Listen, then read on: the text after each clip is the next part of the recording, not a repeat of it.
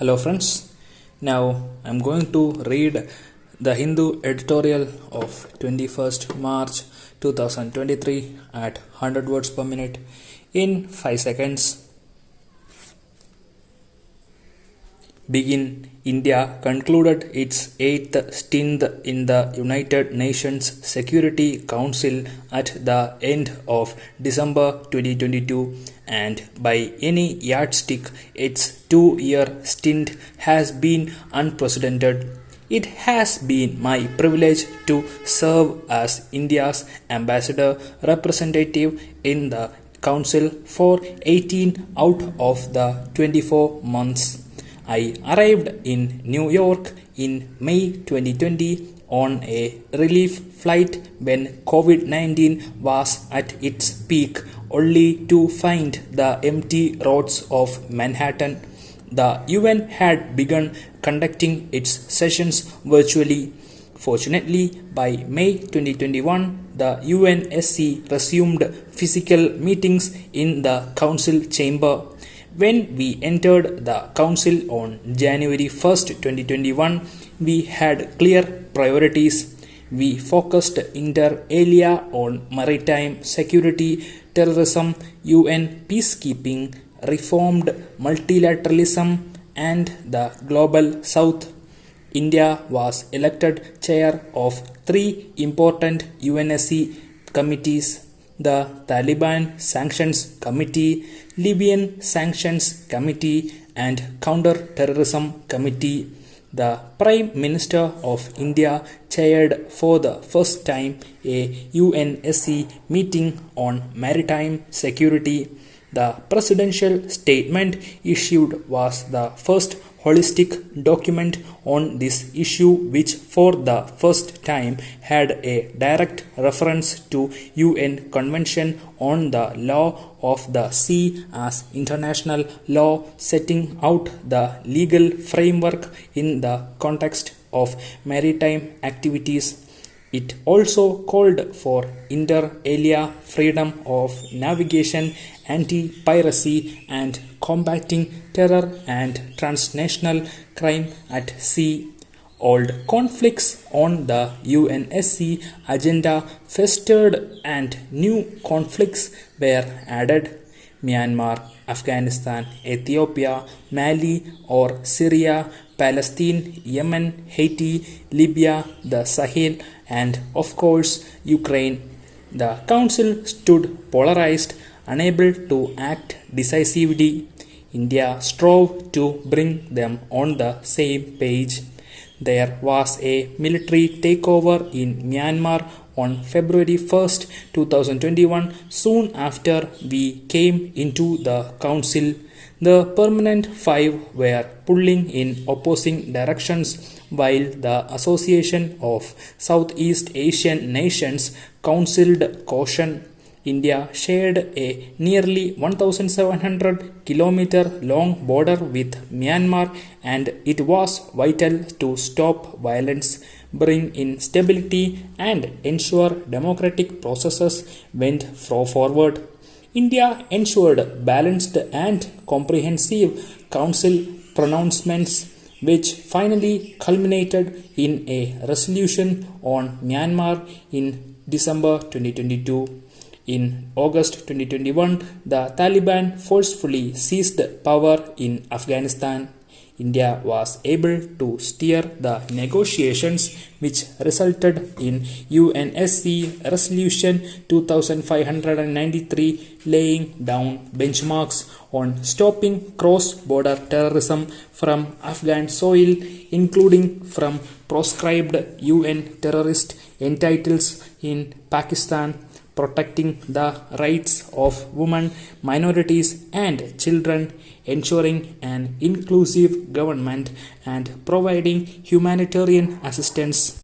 With the UN Secretariat and the West trying to engage the Taliban without success, a firm position on the Taliban upholding these benchmarks continues to be the best course of action. India has enhanced the focus on terrorism, As chair of the UNSC Counter-Terrorism Committee, we brought the CTC meeting to India in October 2022. While India's attempt to list terrorists under UNSC Resolution 1267 sanctions were thwarted in a significant development, the proposal to list Abdul Rahman Maki, Deputy Amir Chief of Lashkar-e-Toiba, was approved by the UNSC. This listing was the first with India as a prosper. India has been the largest contributor of UN peacekeepers, including as a pioneer in women peacekeeping.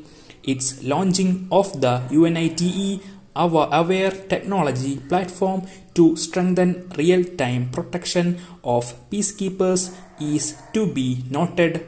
In August 2021, we piloted the first UNSC resolution by India in more than 5 decades, calling for accountability for crimes against peacekeepers.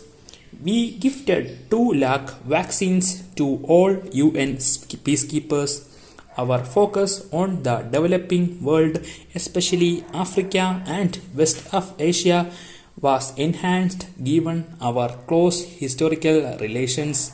In December 2021, we thwarted a move by the West to wrest climate change from the UN Framework Convention on Climate Change-led process and bring it under the ambit of the UNSC, where the P5 are also major historical polluters.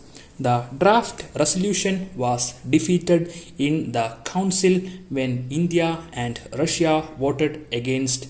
A change in the climate change architecture would have shut out the voice of the global south, especially small island developing states. In a first, India also raised the issue of a contemporary form of religiophobia in the Council when, while condemning phobia against Abrahamic religions, it forcefully put forth the need to combat rising hate crimes and phobia against non-Abrahamic religions as well. With hate crimes being fueled abroad by vested interests, India's stand needs to be robustly taken forward. The culmination was a discussion under India's presidency on the need for immediate reform of the Council.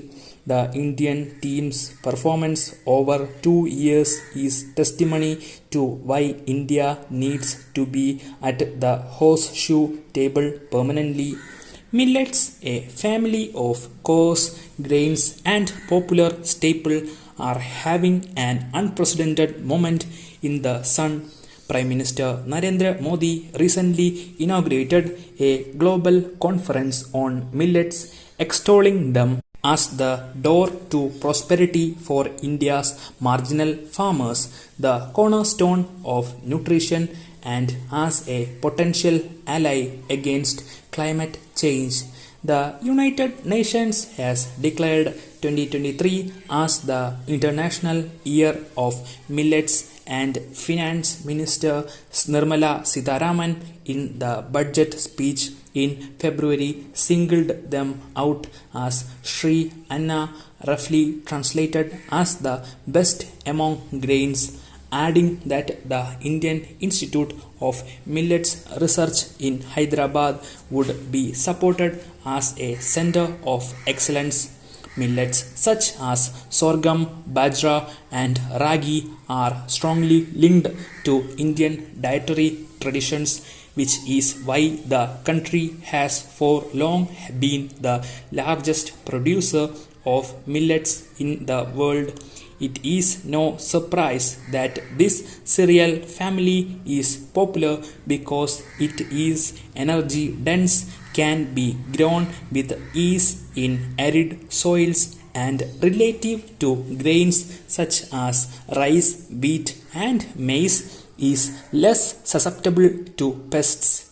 Why such a superfood got sidelined by the Green Revolution of 1960s in favor of rice and wheat has little to do with nutrition and more with the development of high-yielding varieties of rice and wheat that produced twice or thrice per acre, coupled with guaranteed procurement by the government. The rice-wheat combination enabled India to be food secure even in droughts and climate blights. Stop. Please join the Telegram group in the comment section for the PDF. Thank you.